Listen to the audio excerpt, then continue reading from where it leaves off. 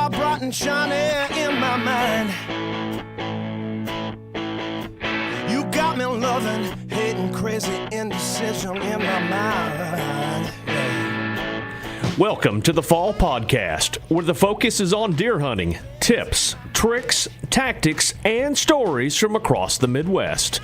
And now, here is your host, Aaron Blasey. Welcome to the Fall Podcast. I am your host, Aaron Blasey, and this is episode number 33.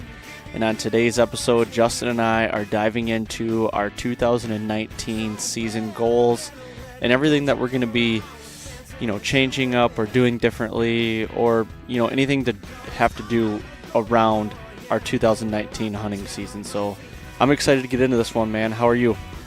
I'm good. Good. I'm actually still hunting here in Iowa. I went out last night, but season's pretty much over. I'm just trying to cut that last tag, but I don't know. I got some things on my mind for next year already, that's for sure. So good topic for this week to be talking about. Yeah, for sure. And I'm doing the same. I'm down in Ohio right now. Muzzleloader season is going on right now. And I had one heck of a day yesterday and, probably screwed up a little bit. And it's kind of fitting that we had the coffee call Friday being aging deer on the hoof, because I got stumped yesterday. And I think it cost me a pretty good deer. And what do you do, though? I mean, the deer, yesterday morning, he walked out. He was at 100 yards on a green source. It's been pretty warm here, so I was hunting green.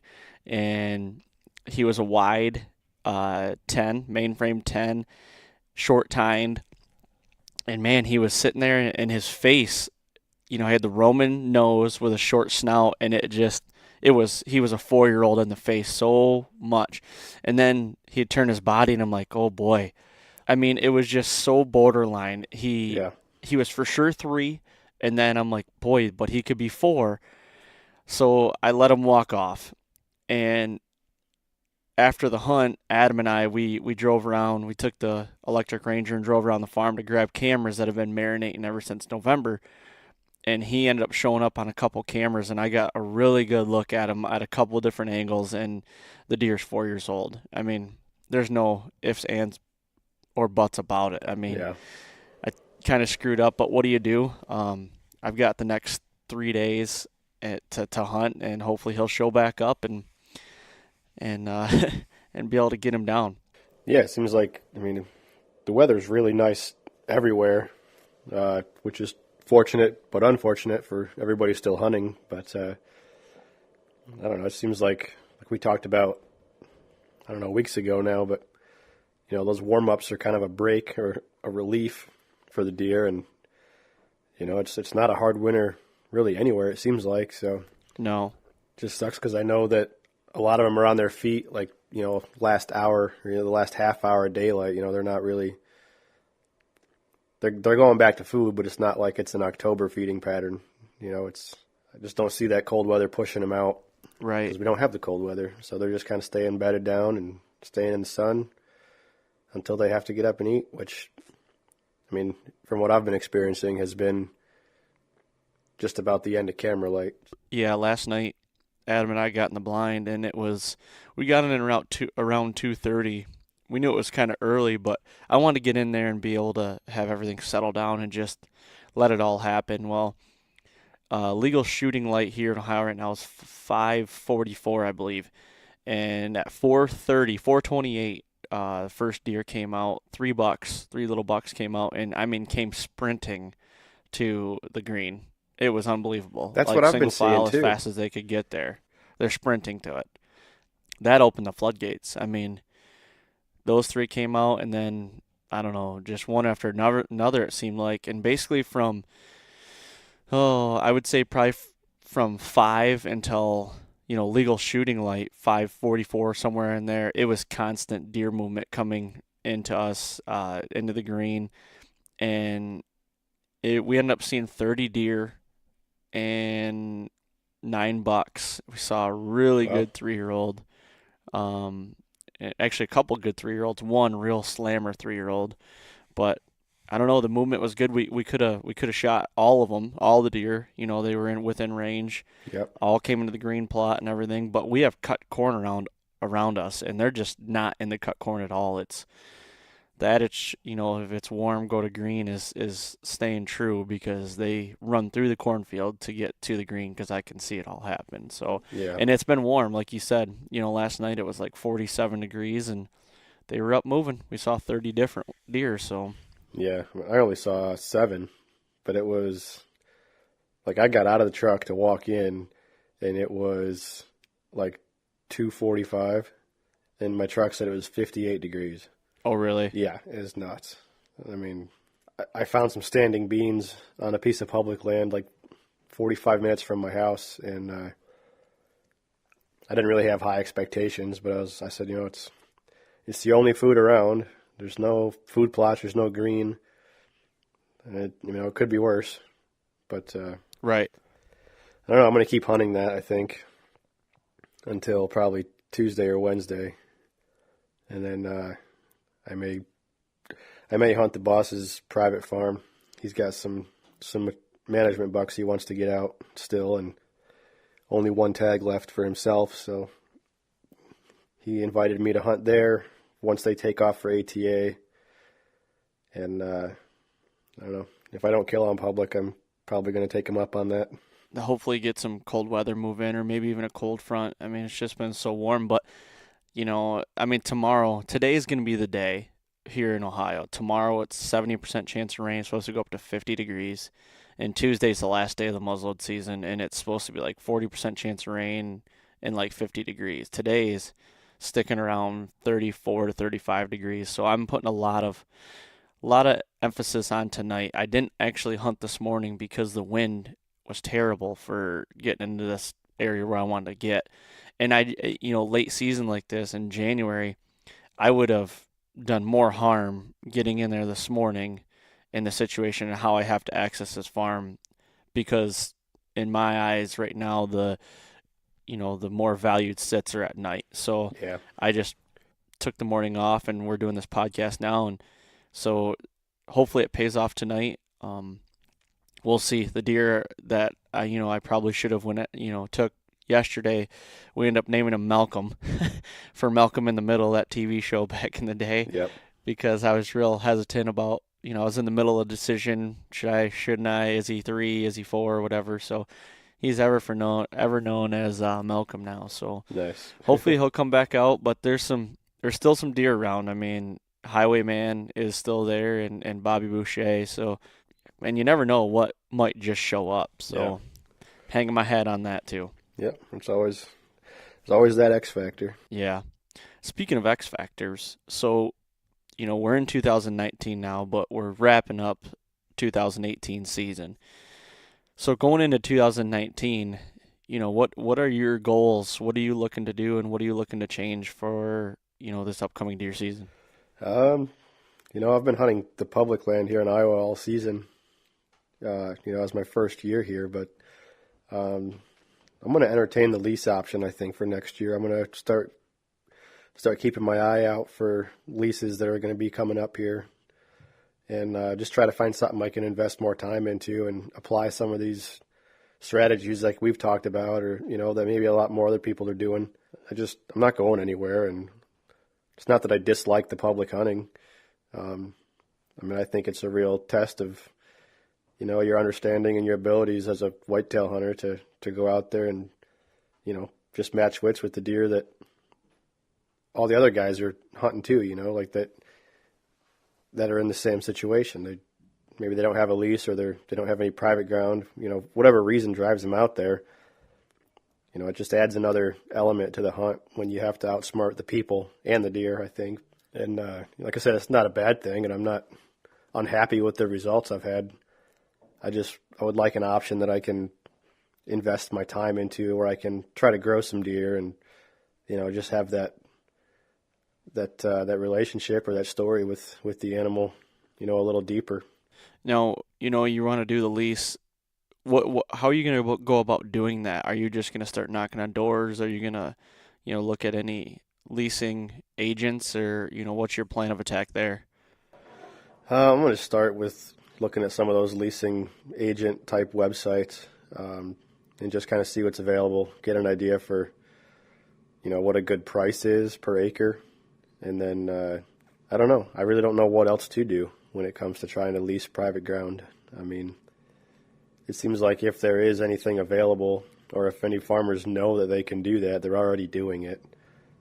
And if they don't do it, it's because they hunt it themselves. Right. It seems like one of those things that's kind of really gotten a lot of traction the last, 5 years, I guess. Seems like all over the country that it's just another way for farmers to make a few extra bucks every year. And, it's just, they seem like they're harder to find. But when you do find them, like everything else, you end up getting what you pay for. So I'm in the very beginning stages of that right now, I think, just kind of browsing, if you want to call it that, and seeing what's out there for the money. I don't know. I mean, I had one in Ohio 2 years ago, which I ended up only hunting like twice. And the guy wouldn't let us do any food plots. He wouldn't let us take a four-wheeler or anything in there. It was just really, this is the land, you can hunt it, that's it. Not really what I was looking for, but Right. I don't know, different ball game now. And Are you going to, I mean, what kind of land are you looking for? Are you looking for a big chunk? Like how many acres are you looking for? Is it specific, or do you really want to just get the right chunk no matter how many acres it is? Honestly, I think what it'll come down to is what it's going to cost me. Unfortunately, that's going to be my limiting factor, but I probably wouldn't take anything less than, an 80. But like I don't know, a 150 I think would be ideal. Something big enough to call something big enough that would, house deer year round, where you can identify bucks that live there and stay there. Yeah. Just to be able to have your hands on them all year. Right. It just depends, like, what it is. I mean, even a 40, like, I don't think I'd be afraid of a 40-acre piece if it was in the right place. If there were certain circumstances that made it stand out to me. I wouldn't take anything, bordering like I wouldn't take a 40 bordering a 200 that's already leased out to somebody else. I mean, Right. I don't see much value in that, but if it bordered public land, maybe I would. I'd try to let my place be a place for the deer to go to once they get pressured. Yep. That's kind of that's a unique answer in a way, because a lot of guys would probably steer away from something that would be bordering public land for a lot of different reasons, Yeah. pressure. But then, like you just said, you want a spot where your deer can go once that public land does get pressured. And that can be a plus if your property is, you could make that into some bedding and some good food, because, a lot of public land, you're struggling to find food on public land. If you have the ability to put food on your property and have it there and leave it there, I mean, the deer are going to be coming out of the woodwork and coming over to you. Right. I would think. That's what I would think too. And I mean, that was where I shot my buck this year in November. Being that I was hunting the public side of that line, I found a spot where that border had standing corn on it. So, I mean, I kind of applied that same logic to hunting the property that's already being pressured, So I situated myself on the edge, trying to catch the deer as they move off of public into that private piece. So there's ups and downs and pros and cons to it, no matter what side of the fence you're hunting on. But like I said, if it was the right piece and you could put the food far enough off the line, like complete opposite, try to pull deer out of there and keep them on you, I mean, it seems like a slam dunk in my mind. Yeah, it'd be interesting. I can't wait to see what you find and what you can do with a piece if you find something like that, because there's a lot of different ways you can put everything in your favor, basically. Yeah. And that'd be cool to see the strategic way that you go about doing that. And I'd like to cover that on the podcast. So hopefully, from now trying to find something and getting something and then making it come to fruition, I think would be pretty cool. Yeah, I think it would be. And it's like one of those things where, I don't know, you walk in and you're starting from scratch, you know? Like, you have no idea. Maybe you know what's been shot there in the past, like if you have a way to get that information, but, you know, you're walking in with fresh eyes. Like, you might know what somebody else did as far as food plots or where their stands were, but I don't know. Just to be able to put your own spin on it and do it your way, that's Right. That's half the fun, you know? That's a lot of the fun for me. I mean, and I know for you too as well. I mean, killing is basically the dessert, you know, getting on a good deer and getting them on the ground. But Yeah. me, like, I'm chomping at the bit right now just to get the rest of my hinge cutting done for this next year, and I've got a big plan of attack for Michigan, and I'm excited, really excited to see it come to fruition and just do it. Like, I love the process. So Yeah, for sure. And there's just so many things, like, as deer hunters, you know, that we wish we could do if we had our own piece of land, you know. And in the long run, I don't think a lease is any cheaper, but if you're just looking to have a small place to call your own, you know, for a portion of the year, I mean, it's nothing to walk away from. I mean, it's a great option. So many people do it and kill great deer doing that. yeah, and that's I have that luxury in Michigan. I do have my own piece, you know, with the main farm, but it's not, I only can do so much with it because there's not as much timber, and you have to get really strategic and really creative with it in the ways you try to get on these deer. And I've got a pretty cool plan this year that I really hope that it works, Yeah. honestly. Yeah, and I don't know. It'll be a fun process to introduce on the podcast. You know, like, just continue talking about this as it progresses. I'm 90% sure I will do it. I mean, if I find a place I like, it's going to happen. So, you know, and if it happens to be a big chunk and I need a partner on it, then I'll find somebody. Right. If it's something I Yep. can't afford on my own, you know, it's being able to bring in, you know, some blinds and cameras and all the stuff that I have access to through work, you know, that goes a long way, and trying to get somebody to go in with you. Yeah, that's half the battle, is trying to find someone to maybe keep your costs down as well a little bit and still have a farm big enough to where it can hunt two guys Yeah. big. You know, it could be a 40, but it could hunt big too. Yep. And you don't want to get too many guys on there. Yeah, no, and that's just it. Like, you get too many people on there, then it's like, oh, well, you hunted my stand, or I told you I was going there tomorrow, or, you know, you get into just problems unless you're all on the same page. And like Chuck said the other day, you know, if it has to do with, what'd he say, women and something and hunting, you're going to lose friends over it. Religion. Religion, yeah. Women, religion, and hunting. Yeah. You're gonna lose friends over it. So, Yeah. We still got to make that T-shirt. yeah. I think you should. Maybe the next round. Yeah, I'm in the process of doing that, and maybe we'll get one on the second round. But so, as far as, you know, you're gonna try to do the lease thing. I mean, you're still gonna do public as well. Are you gonna change anything on the public side? Are you gonna, you know, still do a run and gun? Are you gonna try to revamp your run and gun system a little bit, a little lighter, or I guess first of all, what is your system? What gear are you using, and are you gonna change it at all? I think the short answer to that is no. I'm not going to change much, if anything. I don't think. I had a great. I consider myself having had a great season this year for the first time hunting Iowa.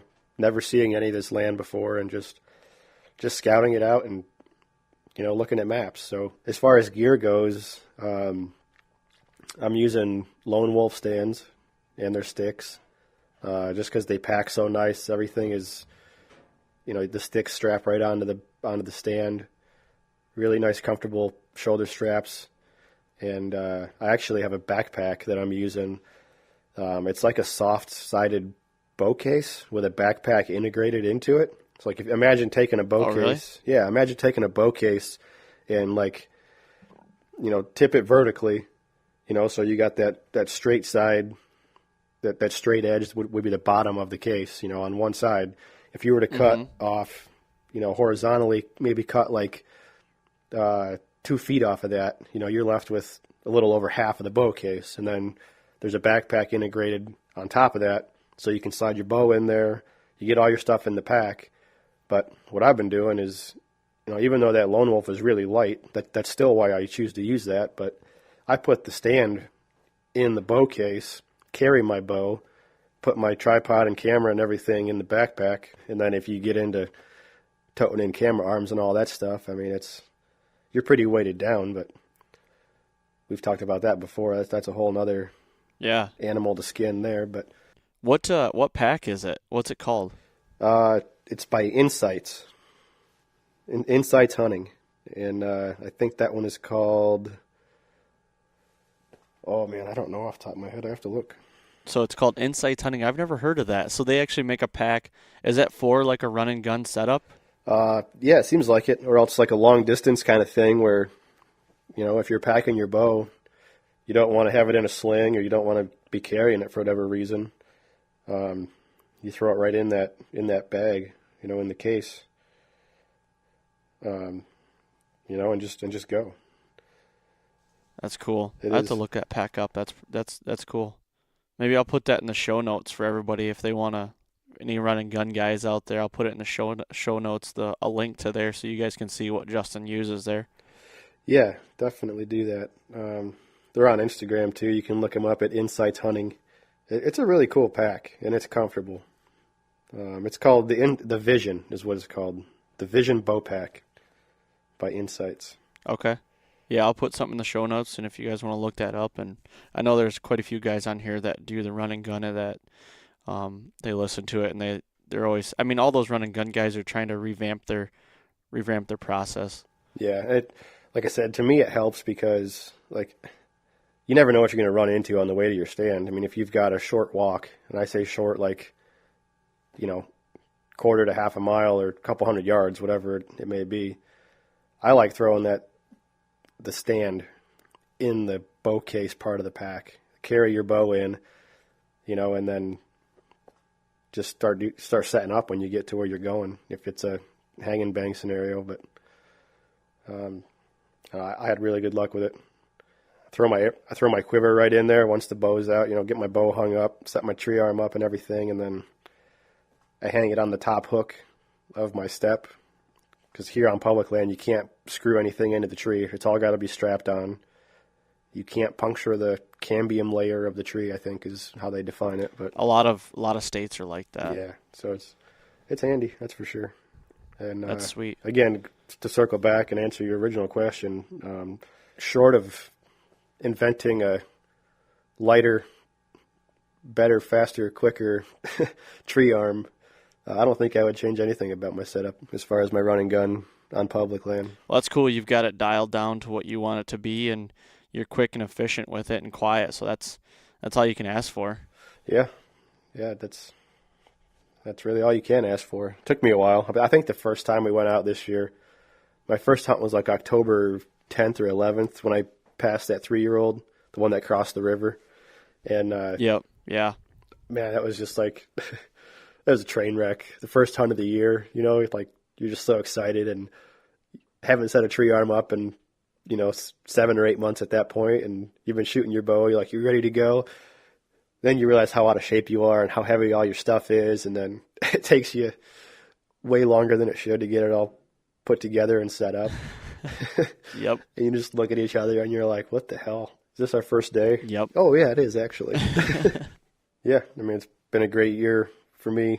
I couldn't have asked for anything more except to cut this one last tag. But what are you going to be doing? What's your plan going into 19? Jim Abbott's gone, and you've been doing some work on your farm. You're already running cameras again. I mean, what are you thinking? Yeah, I've got pretty big plans, like I said. So on the main farm, well, first of all, let's back up. I've got 3 preference points for Iowa right now. Yep. And I'm going to put in this month. I think it's January. I got to put in. I'm going to try to get my Iowa tag for this next year, and so that's going to be my main focus if I get that tag. But that doesn't mean that the work's going to stop for me in Michigan. So I'm hoping to get the Iowa tag, and I've never hunted Iowa with a weapon. I've been filming in Iowa before, and so I can't wait to do that. But as far as Michigan goes, my main farm, the 1 acre farm, So I've broke it down for everybody. I don't have a lot of trees, a lot of timber. So my plan this year is I'm in the process. I've got one box blind that you can shoot a rifle out of. I'm in the process right now of making that where you can shoot a rifle and a bow out of. Because what I'm going to do next year is I'm going to put that in one of the waterways. There's 2 waterways that break up the farm, the 80 acres, and this waterway I'm thinking about it's about 80 to 100 yards off of the point of the timber on the neighbors. The point of the timber kind of comes out towards my property. So this waterway, it's got CRP in it, so I can enter it. It's the lowest part of the field. I can enter in this waterway and get up in this box blind and be able to hunt over whether it's beans or corn. This year it'll be wheat. The wheat will be off before deer season, but the backside of it I think might be corn. So that's a way I'm going to utilize being able to hunt this farm a little differently as well. And also the 80-acre field in rifle season, it's just really hard to cover the whole field with one person. So that'll be more on the south end of the 80 acres, like the south quarter. Now on the north, right next to the 1 acre. So last year in the 1 acre, I put 3 stands in there, and I wanted to pre-hang them because it's so tight and confined, and I'm so close to the bedding that I didn't want to do any run and gun stuff because I just wanted everything to be done and I can just get up in the stand and go. Well, I was running into an issue where I couldn't hunt it as much because the wind wasn't right the days that I wanted to hunt it. So coming into this year, I'm going to revamp those stands a little bit, move them, and then I'm also building another box blind that's an octagon, and I can shoot a bow and a gun out of, and it's going to be right on the north. It'd be the northwest point of that 1 acre. So where the deer like to transition out into the food, you'd be hunting those deer. So I'm not necessarily getting in the 1 acre, but I can still hunt this box blind with any wind because I can get in there. It's going to be sealed tight. I'm going to put it out there this spring. It's going to be on stilts. So, and even, my wife and I can cover the whole farm with a gun, with 2 guns basically. She can hunt one, I can hunt the other. So we're not missing anything. So that is how I'm going to change up hunting it a little bit differently. I'm going to use box blinds. I don't really want to. I love hunting out of tree stands, but this is what I have to deal with. And that's the way I'm going to do it with those. I'm gonna move some tree stands, and then when I get back from this trip, I'm gonna go in and I'm gonna hinge cut some more in the 1 acre. So it would be the west line of the 1 acre. I'm gonna get in the woods, probably 5 to 10 yards, probably 10 yards, and I'm gonna make basically I like to call it a slash cut, but I cut trees at all different heights, but I hinge them. So anything from it would be shin to knee to waist to even chest height, like in layers. I'm going to be hinging a wall from the northwest corner down to the southeast corner. So that'll allow me to be able to get into that box blind on days where there could be deer bedded. Now, I did test it out this year, and I didn't know it at the time, but when we were rifle hunting, the box blind that we were rifle hunting on is in the same spot where I want to put this other one. And it's honestly only about 60 yards off of the 1 acre. So I was getting in there in the morning and not disturbing anything that was bedded in the 1 acre. Now, one morning Jim Abbott was bedding in there when I got in, and I didn't know it until after the morning sit. I did a bonehead move and decided to try to do a little scouting, and I kicked him out of his bed, and he was literally right on the edge, and I got in there in that morning and did not disturb him. I got within 60 to 70 yards of him, and he didn't even know it. Wow. So I can do that. I can get in there, but I want to make it a little thicker. So that's key, and that's kind of the light bulb moment that made me think, like, I can do this.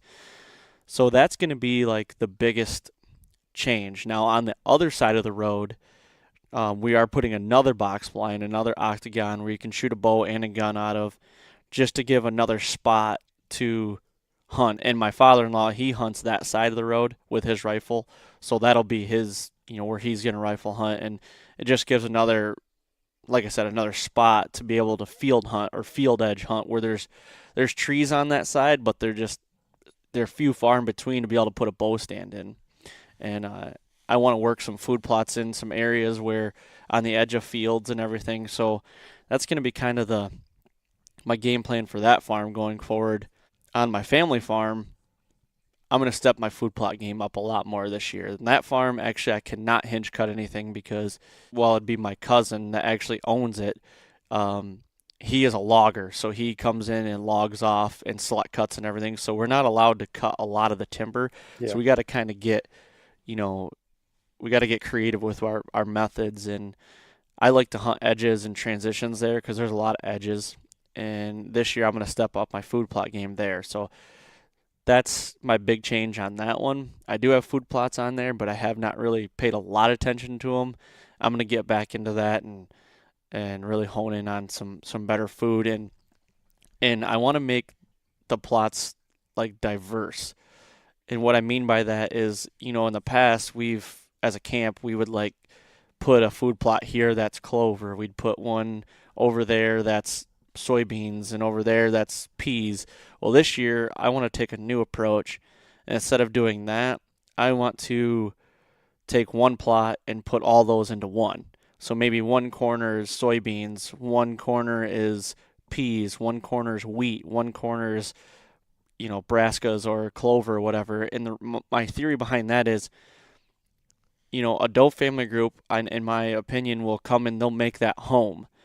And instead of having them jump from this plot to the other plot to the other plot to the other plot and then kicking deer off, because doe family groups will come in and eat everything, and they will not allow deer to come on your farm or bucks. So I think with having diverse plots all over instead of onesies, twosies, basically, I think a doe family group will call that home. And then maybe on the other side of the farm, if it's a diverse plot with a whole bunch of different selections for them, a smorgasbord, if you will. Yeah. Another doe family group will call that, and I think in turn, it'll hold more deer on the property because you have all these different, each plot has a diversity of food. So if they feel peas one day, or if they feel beans, or whatever it is, and then in the bucks, I think it keeps the stress off the farm, and then the bucks like that too, and I think it'll get the bucks to come to your farm more and want to check these plots in the rut for different does. They're not only checking one family group does that might only have one doe in heat. They're going to go from plot to plot or in transition zones. I think it's just going to get them up moving a lot more. So that's kind of my theory behind that. I think it's a good theory. So honestly. Yeah, I hope so. I hope it works, and I'm interested to see how it does play out. So that is going to be my biggest changes this year. And then I want to do some run and gun. I've been talking about it, but on the main farm I just can't. It's so close quarters. Like I said, I have a problem with trying to get in there and being. I can try to be as quiet as I can, but I'm getting so close to where these deer are bedding, and it's just I like to get in and pop up the tree and be done with it, Yeah. So that's still my plan right now. But I'm going to utilize box blinds a little more and try to get creative with my hinge cutting this year, and just trying to find creative ways to be successful. That's all I'm looking to do. Yeah, sometimes just those slight little changes like that is what it takes. I think a lot of times deer get so used to, I want to say the same thing, but I don't mean that by, the same food options or the same bedding areas, the same cover types. It's like they are creatures of habit to a degree, but I think there's a certain element of that they know where your tree stands are, I think. I mean, in my experience, there's times where, especially those old mature does like you're talking, they'll walk in and they'll look right at that tree first thing to see if anybody's in there. Yep, exactly. I had one last night actually down here in Ohio. We were sitting in this Banks blind, and windows were closed up, and we had the ScentLok Oz, the Oz unit going, and the wind was kind of cutting them in a way. It was kind of iffy, but it would swirl every once in a while. Well, this doe, I mean, there's like 20 deer in front of us in this food plot, and this doe is just, she's trying to pick us. And I think somebody might have been in that blind before and been picked, but I'm like, man, she's going to get us. Well, she never ended up getting us. They were just, all the deer were just skittish last night for some odd reason. They never ended up blowing. They never ended up smelling us or nothing, but it was just they were on edge, and I don't know what it was. I'm trying to wrap my head around why they were doing that, but I don't know if it was like the gun pressure. There was a lot of shooting going on yesterday because it was opening day of muzzleloader season. I don't know what it was, but they were all on edge. She never, like I said, never ended up smelling us or nothing, and kind of went back to her business. But we passed the sniff test and passed the stare down for about 10 minutes, and that was that. But that's one of those does that comes in the plot, and she's trying to alert everybody, those alpha does, and Oh yeah, those are the ones to kill. She needs to be, she needs to be taken out of the herd for sure. And she's a big mature doe. Those are always the ones that get you. They are, and they're the ones that try so hard and then blow the field, and it drives you nuts, really. Yeah. I got one thing I'm looking into that's like totally off the wall. I want to shoot a bison. I want to shoot a buffalo. You want to shoot a buffalo. Yeah. That is way off the wall. Yeah. Now, why do you want to shoot a buffalo? I don't know. It just hit me. Like after Christmas, I just was like, man, I really don't know where it came from. I can tell you that I've had buffalo before. I don't know if you've ever have, but it is delicious. Yeah, I know it's not like shooting a mountain lion. I mean, I'm not going to eat a mountain lion. But, like, I know buffalo is awesome. It's awesome for you. It's so lean. It's leaner than deer meat. And there's a lot of it. It's like one of those things you could do at one time and be like, yeah, I'm good. Just check it off the list, and Yep. fill 7 freezers in the meantime. Do you have a plan to go hunt one this fall? Or whenever, I don't even know when the season is. When is the season? I don't know. I'm still looking. I just know you can get them anywhere from Oklahoma to North Dakota. So I don't know anything about it. I think that's half the attraction. The only thing I know about like old mature bulls is that they kind of get shunned out of the herd. So like hunting a big old mature male, he's going to be the one all by himself. That's the only thing I know about it. Okay. That's interesting. I'm excited. You should do that. I really want to know more about that. I mean, I don't know how long it might take to do it, but I think I'm going to put some effort into figuring it out. There you go. I'm excited to follow your journey with that. That is so totally off the wall, though. Just want to go hunt some buffalo. Yeah.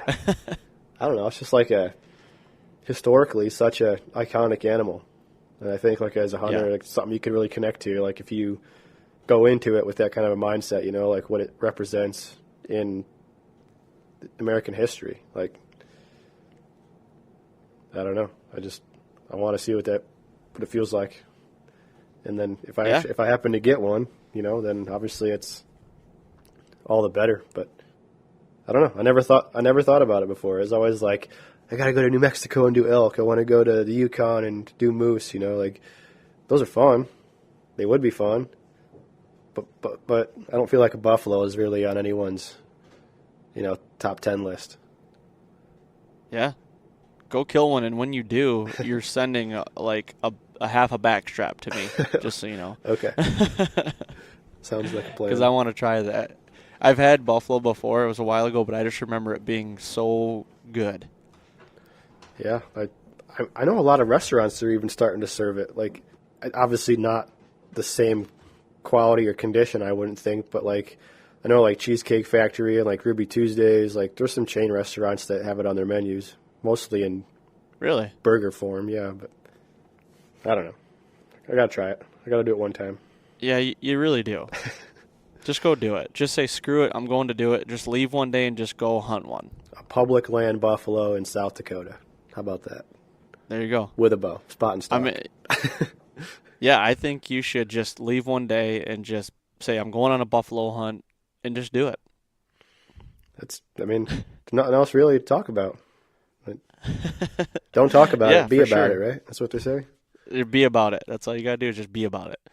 So, kind of rewinding back to deer season, in recap of this last season, the season that we're ending right now, so 2018, what was your most memorable hunt that you were on? Whether it was hunting or filming. Like, what was the high point of the season? Oh man, I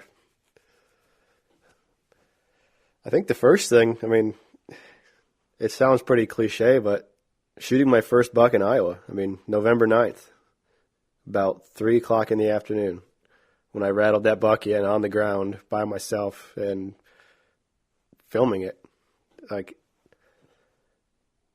I mentioned it before in a coffee call, but just to have my wife agree to sell our house, pack our stuff, quit her job, and just move to a place we don't know anybody, all for the job I took that ultimately is, revolving around deer hunting. So it's like, that was huge. And, Yeah. Like I mentioned with Chuck the other day in my recovery interview, like the words just came out of my mouth, like unrehearsed, that, as a hunter, you get to define your own trophy. And like in that moment, it was like time stood still. I mean, it sounds so cliche and so corny, but I mean, that's the stuff I thought about once I saw that deer fall. It wasn't like a fist pumping, hell yeah kind of a moment. I mean, it was, but it wasn't like an exaggerated excitement. It was more of like an appreciation feeling for me. And I mean, if you're asking me to put something at the top of the list, I think that moment was it for 2019. I think that moment was it for 2018 for me. Yeah, I wouldn't doubt it at all, man, because that's the first time you've ever done that, and you're successful at it. And I mean, like you said, it's kind of cliche, but the thing is that was the high point of your season because it was a first, and you conquered that goal that you set out to do. Yeah, and there was so many other sacrifices involved that, that weren't directly made to have that opportunity, but that opportunity came about because of the move, and it was, that sounds kind of contradictory, but I don't know how to explain it. I'm having a hard time explaining it, I guess. Like I didn't. No, I totally understand. I didn't move and ask my wife to quit her job and sell my house and leave my family to go shoot that one deer, but I came for a job that was a career change, or a career move rather. And shooting that deer was kind of when it all came together for me to be able to look back and say it was the right decision. Yeah. I mean, that was just kind of like icing on the cake, honestly. It was your dessert. Yeah. Yeah. I don't know. That was the defining moment, that kind of validated all that sacrifice. And here we are talking about going in the next season, so still here. It's crazy. Still working and still going to keep hunting, so. Yep. But, That's for sure, man. On the other side of that coin, if you ask about the high point, I think you need to consider the low points too. And obviously that same realization came, in that moment that made me think about everyone I left and all the people that I wish were there for me to talk to or to come help me get it out or to come take pictures or, go have buck night in the garage, like it was so good and I was so appreciative for that moment. But once I got home, it was like, well, shit, now what? Like, there's nobody here. Exactly. And it was like, man, it kind of hurt a little bit. And I don't know. I never wanted to be home more than that moment. Just to celebrate it and just to have that moment with all the, friends and family that you grew up with. Yeah. Yeah, pretty much. And it's different without that. Yeah, I get it, man, because that's one thing with doing the job that we do, filming and everything, like, that's tough because, I grew up with deer camp and and tracking all your friends' deer every night, getting a phone call, hey, let's go tracking. And that's something that the last 6 or 7 years I haven't been able to do, and that's one thing that I really look forward to is deer camp and the buck pull and Yep. and but that's just a sacrifice you have to make for your career sometimes. And I'm not, and it won't always be like that. Like eventually, like this year I got to experience deer camp for the first time in a while, and it was fun. Like to be up there in the camaraderie at camp before opening day and drinking some beers and bullshitting and stuff like that. Like I got to experience that, and it brought back the good memories, and and it was a lot of fun. Yeah. So I totally get where you're coming from. No, I do got to give a quick shout out to my buddy Kyle. He lived about 15 minutes away from where I was hunting, and he was supposed to go out to dinner with his wife that night, and they were in a similar situation. He moved to Iowa to work for another show, still works for that show, and he came to help me get it out. Like he put his wife off. His wife said, "I understand, go help." Like I was by myself, and he dropped what he was doing and came to help me. So I mean, I am very appreciative of Kyle and the help he gave me. So it's not like it was totally lacking. Like I had somebody, Right. Yeah. So thanks, Kyle, if you hear this. Yep, that's cool to have those guys that are able to drop whatever and kind of come out and help you do that stuff. Yeah, but how about you? What was your high and low of the season? The best and the worst. Man, a lot of lows. I guess I should say a lot of highs with lows immediately after. I don't know. That's a tough one. I went on my first drop this year, and we went to northern Saskatchewan on a moose hunt for 30 days. Lived in a tent. It was a really, really awesome experience. My first moose hunt I've ever been on.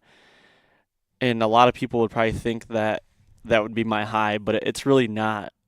It was a really big high, but like I've said before, in my area of Michigan, in the pressured, high pressured state, to try to kill a 4.5-year-old whitetail on the property that I have is basically near impossible.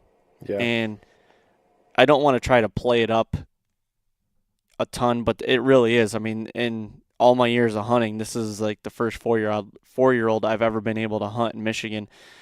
And to have a story for 3 years with this deer and to chase him, it's just something that's hard to explain, because there's a lot of people out there like, yeah, you're crazy, like chasing one deer, naming that deer, and it's deer hunting. Just go out and kill a deer. It's like, I understand that, but like I like to challenge myself even more and take it to the next step. I don't have to kill a buck every year. I don't feel like I have to. I like the journey and the chase to it. So going in that morning when I did shoot Jim, it was October 13th. And I did things that I told myself I would never do. I went in a morning hunt, walking through a standing bean field to get to my stand, which is what everybody says is a no-no because there's deer feeding in the field and everything. But you don't know unless you try. And it was a cold front. I went in there, and he walked by me, and I had an opportunity at that deer. So that was the ultimate high. Now, basically 2 days later, after tracking him for forever, was the ultimate low right away, and then leaving, going on a trip, and then having the biggest deer of my life, with Casey in Kansas, Shakes, 190 to 200 inch deer at 28 yards. It's the closest I've ever been to a deer that big. Yeah. That was a high as well. But, for my ultimate high, it would have been that day, October 13th, with Jim. Now, I didn't end up getting him, but to put myself in that situation, in the circumstances, what I did, I went against everything that I've told myself and everything that you hear to put myself in that situation. That was my ultimate high. And I wouldn't change that for the world, honestly. So there was a lot of things that culminated to make that happen. And I don't know. Like I said, I don't have. I don't know. A lot of people would think, well, you didn't kill the deer, you wounded them, but why would that be your high? And I just explained that. Like, that's everything I went through to Yeah. get that. And on that farm, if people were to be able to see this farm, and a lot of my listeners probably know, like friends and family have seen this farm, and it's tough sledding. And it's not just this farm, it's farms all around me. You know, it's literally only having about 3 to 4 acres of timber to hunt, and there's only 1 acre of timber on the one piece and 3 acres on the other. It's difficult, but and then to have him be alive still, and then see him 3 more times that year, and still chase him like that. I guess that whole story and whole thing around Jim Abbott would be my high, even though at the end of the day he got hit by a car and that's not how I wanted him to go. But that would be the high point of my year, because that's just what I strive for. That's what I live for. I live for chasing a whitetail and getting to know that deer and trying to get on him, and like you meet him on his turf, Yep. And like I said in one of the podcasts, I don't know, a while ago, every time I go into a hunt, with a deer, whether I'm chasing a deer or I'm just going to hunt to try to, see one of these deer, it's an away game. You're never at your home field, in my opinion, because that deer lives on that farm. That deer lives in those woods, knows it like like we say, like the back of our hand. Like, they know that like crazy. And, it's like anybody trying to come into your home. Your home like the back of your hand, and it's an away game. Your back's already against the wall, in my opinion. So Yep. to get them on their turf and have them get as close as you can get to them and get into their bedroom and do that kind of thing and get an opportunity at them, that is the ultimate high for me, no matter what. And a lot of people say, don't you ever want to go elk hunting or anything? Yeah, I do. But out of all these things in the world, if I had an opportunity to hunt a whitetail anywhere or go on any other hunt, I honestly would pick whitetail over anything. Yeah. I can honestly say that. And I know I've heard from people that don't hunt many whitetails, like Western guys or, a lot of Canadian guys, I think. I mean, I know there's deer up there, but there's just a certain group of people that, they live to elk hunt or they live to moose hunt, or bear hunt. But I mean, you ask anybody that hunts anything else, I think they'll tell you that the hardest thing they could possibly hunt is a whitetail. Like, if you can beat a whitetail, you can beat just about anything, it seems like. Yep. And a lot of people ask me too, they'll say, why do you hunt Michigan? Like, why are you hunting to kill a deer that's, 2.5 to 3.5 years old, where they're not very big deer? Well, my answer to that is, I don't know, it's a challenge for me to go out and to try to kill a 15 to 130 to a 35-inch deer is a challenge. Like, it is tough. That's fun for me. I don't have to go out and kill 140, 150, 160-inch deer. Like, yeah, it's fun, and that's what I try to do, that's what I strive for, but it's for me to be able to get on a deer, like I said, in a pressured situation, that's 3.5 or 4.5-year-old that everybody else is trying to hunt is what, I don't know. And I guess you could go both ways on this. You could do it, in Ohio or in Kansas, but it's just different because I've hunted in Michigan my whole life and I've hunted a lot of out-of-state stuff, and it's just different if you've never done it. And, even going to Iowa and killing bucks in Iowa is also difficult. Like, killing the upper echelon deer in Iowa or Kansas, that's a hard task. Everybody says this Iowa's on a pedestal. Well, it kind of is because it's the land of the giants, but you're not just going to go and get in a stand every year and kill a giant every year. It's just not going to happen. You have to put the work in, and that's what I like to do about Michigan. Like, the unicorns, like you talked, a couple podcasts ago about a 4-year-old in Michigan, like that's a unicorn in my area, and that's what I strive, with 3.5 and a 4.5-year-old deer. I just really enjoy that, and I hope I never lose it because it's right in my backyard and I know that there's big deer there. Yep. And deer that, and it's the pursuit. It's like I said, it's the kill is the dessert, but it's the pursuit. Like, I'm so looking forward to changing the farm this year, doing some more hinge cutting, and I've already started doing hinge cutting and using these box blinds and moving stands and running cameras again, and velvet season. I'm ready for that, ready to see what's going on and what deer made it through. Like, that is the ultimate high for me, and I just can't explain it. I'm just blabbering, but I don't know. It's fun. It's still fun for me.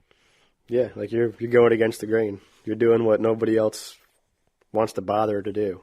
Yeah, and there's guys in Michigan that year after year kill giants. They do kill giants, and when I mean giants, they kill 4 or 5 year old deer that are 140, 150 inch deer every year.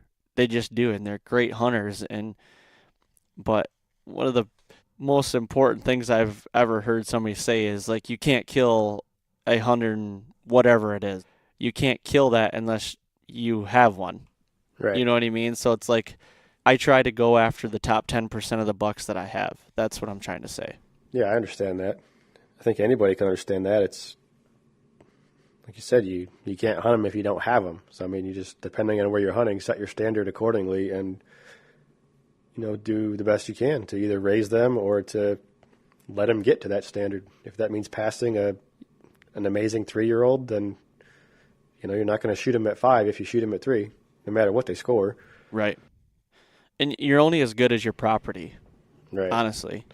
You're only as good as what your property can produce. And for me, like, my top 10% of my bucks are 3.5-year-old deer. And so to kind of circle back to the beginning of the question, what was my high point? Obviously, I told you it's the Jim Abbott saga. It's the story of him and being able to see him year after year. That first camera pull of the year, and he's back. That first camera pull the next year, he's back. And I'm like, yes, this is going to be fun. That is hard to do in a lot of places. I'm not just saying it's hard to do in Michigan, but it is hard to get a deer year after year. And I love those stories. I love finding a deer and hunting them year after year and just seeing them grow. They're so unique. Year after year, they're so unique what they do. And that's what excites me. What about your low? What was your low? I think I know what it is, but... Oh. My low, honestly, my low would be the day that I kicked Jim Abbott out of his bed. And the reason why is because curiosity got the best of me, and I did something that I told myself I would never do, and I did it. And I got to 20 yards from him, and I didn't know he was there until he jumped out of his bed in the 1 acre, in the hinge cut that I built. I got in that stand, in that box blind that morning with a gun. Like I said, it was the same morning when he was bedded, 60, 70 yards from me. Got in there quiet. I hunted all morning. And he was bedded in front of me, and I couldn't see him because it was so thick in there. And curiosity got the best of me. I'm like, I wanted to walk up to the edge and see where the deer were coming out into the beans, just to kind of like a little scouting mission. I wasn't even going to go in the 1 acre. I just wanted to go up there and see where the movement was, because there were standing beans, and I wanted to see if I was going to be catching any of these deer, if there was a lot of movement or not. And I got 20 yards from him, and he jumped up and was out of there. And that, honestly, my heart sank. And that right there, I even told myself, I was like, that's going to be the last time I see Jim, I bet. I just knew it. And then, boy, I don't know, it was, a week later, and that's when I got the phone call that he got hit by the car. Yeah. So, I don't know, that was probably the low point. It was just, my heart sank, and I'm like, oh, dang, I got sick to my stomach. And it's like, you do things for a reason. And I was so upset at myself. I did everything for a reason. You have to be calculated in every decision you make and every step you make.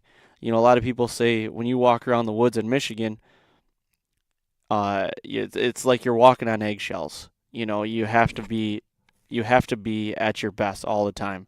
And right there, I let my guard down and I let the curiosity get the best of me. But honestly, it was a good thing because I knew he was still alive at that point. So that was a positive. And I knew he was living in the 1 acre. That was the only time I saw him on the hoof in there, but I had a lot of pictures of him in there. So he was living in there. So the structure that, we built and did the hinge cutting and everything, it was working. Now it was just try to figure out the best way to hunt it. So it goes in stages, it's steps, trying to figure out the best, they're there, it attracts them. Now it's trying to figure out the best way to hunt them. So that was a good positive. And another takeaway from it was I think the best learning points are when you fail. I failed. Yeah, all for sure. And now I know I will never do that again. Yep. Curiosity gets the best of me, but it's like, no, you have to be disciplined. Discipline's key. And I failed right then, and it cost me 3 years of a journey that I don't know that I could have capitalized on. Yeah. So, and another positive also, once he did, freak out and get out of there, I went up and checked out his bed, and took the wind into consideration and how he entered the bed, how he laid down, how he was using the terrain in the 1 acre and the hinge cutting to bed. So that was a big thing. That was a big plus. And at the beginning of the year, I've been really trying to hone in on buck beds and how to use them and how to hunt them.